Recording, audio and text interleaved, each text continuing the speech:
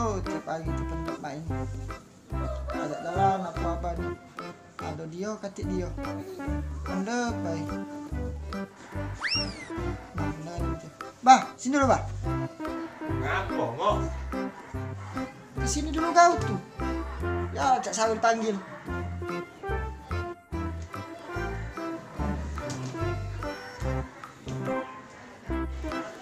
Ngapa, Pak? Repotnya memanggil. Duduk dulu kau tuh sini, ya kan ngomong. Ngomong apa pula? Ayo, Bah, ajak jalan aku nih. Mendep tuh sebagai makhluk pengawas di rumah ini, Bah. Hai, Pak. Nak berjalan. Minta jatah lagi tak kau unjuk. Jalan. Takut kan kau jatah. Ini dah jatah kau.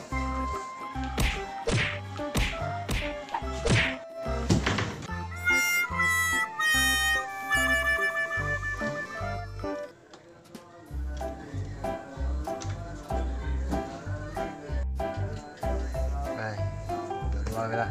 Ada angin lah. Lemah anginnya.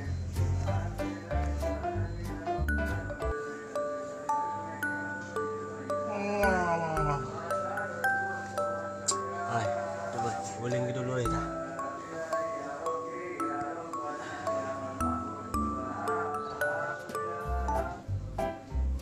Bah, oh Bah.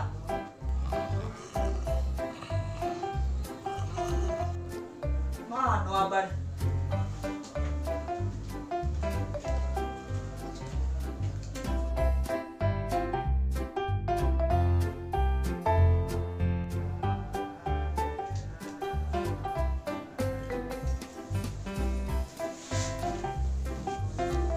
Bruh.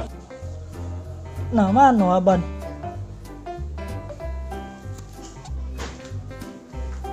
Apa rajo abang ini ikut jam gue?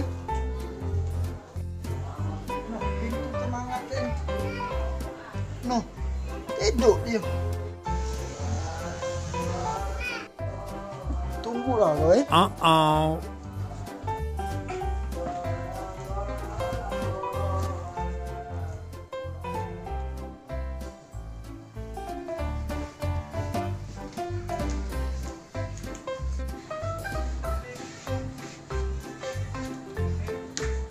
Ini dia nak musuh kau,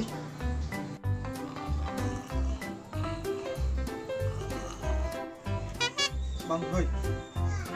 Oh ya, Cak Saul bangun kau ni. Woi, satuan nggak sih? Hoi, bangunlah, hoi.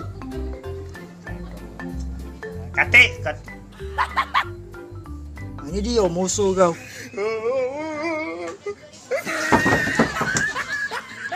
Oi, Bok, apa dia salah aku, Bok? Kau ni, Bok.